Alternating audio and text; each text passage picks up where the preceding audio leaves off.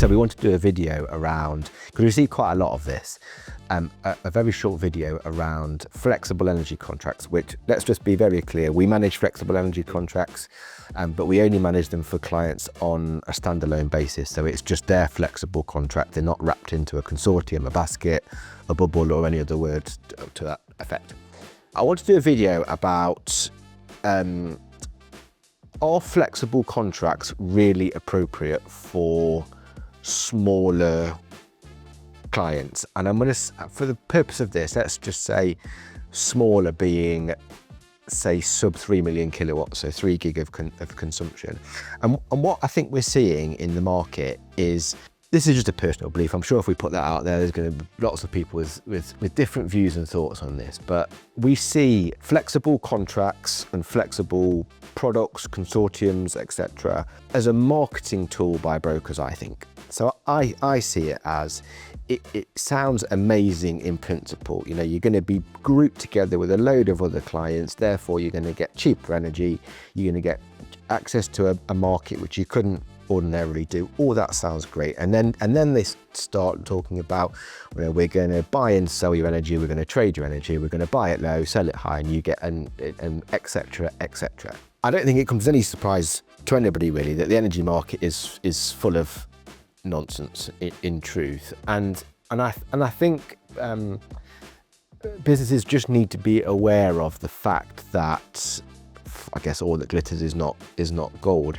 and it's not necessarily an appropriate product for you. And I think businesses perhaps need to do a little bit more due diligence and give a bit more thought to how glossy the marketing or brochure or salesperson may be pushing that flexible product over. Any other thoughts on that? As you say, the focus will be on long-term arrangements, baskets. A lot of people we speak to, certainly in the space, let's say 3 million to 1 million, they still want control of their energy decisions, which you won't get in a basket, although you're promised X at the beginning. So, you know, great trading strategies that will produce a price that's lower than you can achieve now. That may or may not be true. You'll only find out at the end of the contract or the anniversary periods. The reality is you don't have any control over those decisions. You're part of a basket, you're part of a preset strategy. If that strategy works, great. If it doesn't, tough. If the market gets to a place or something changes within your business where you need some certainty, you have no control, you can't change that, you can't leave and do your own thing. And then you start to get into the bits that are generally not discussed in any great detail. We get onto the non-commodity costs, we get onto the types of product, whether there's volume tolerances or not. And if they're not, how does that balancing actually work? How does that impact your price at the end of the term? People get stuck on the headline facts and figures. You know, this is going to be great for you. As you said, you're in a market you couldn't ordinarily be in. We're going to buy and sell, we're going to trade on your behalf, and we're going to achieve you a much better price than you're going to get by fixing now. Well, no one's got a crystal ball for a start. So, beginning of the energy crisis, obviously fixing a contract then for 2 years would have been much better than being any flexible contract due to the market rises. And then it relies on the people you're employing or agreeing to do those trading for you to act at the right times in the right ways. And some people do some really good jobs, but we see a lot of clients who come out of those baskets where they haven't been managed well. They don't understand the decisions. Those decisions haven't worked for them. And in some cases, it's almost like people have forgotten about that particular basket and it's not been traded effectively or at all. In some cases, left to day ahead markets when they shouldn't have been. So there's still a lot of risk built into that. And I know the counter argument is, it's a huge risk to fix all your energy on one day. I don't think anybody's relating, certainly not with these flexible products, relating that back to the business. Are we talking about what is the risk to the price that's available now? If that works for that business, why are we introducing further risk? The risk is in the eye of the beholder. Absolutely. Some, an energy trader's perception of risk as well, we can be very different to, Joe Blogg's manufacturing client, where their risk is more attuned to not having a known price, not being in control. To some degree, there.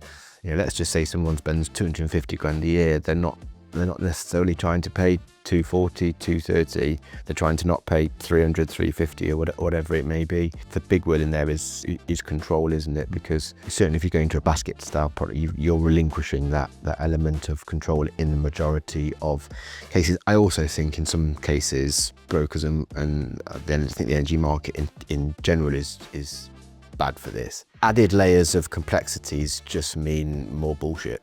Or more scope for more bullshit, and we see that quite a lot. So I guess the purpose of this video really is just to say, if all you're being presented with is just flexible products in a basket, how comfortable really are you with that? Just because you've always done it doesn't mean you've always got to do it. Look at alternatives and consider alternative approaches, and just think about the fact that a glossy presentation or a glossy piece of marketing or a graph which shows that you're always going to win on a certain product, just give some thought to that. If you go back to thinking about, I don't know, how you might invest in your pension or stocks and shares, etc.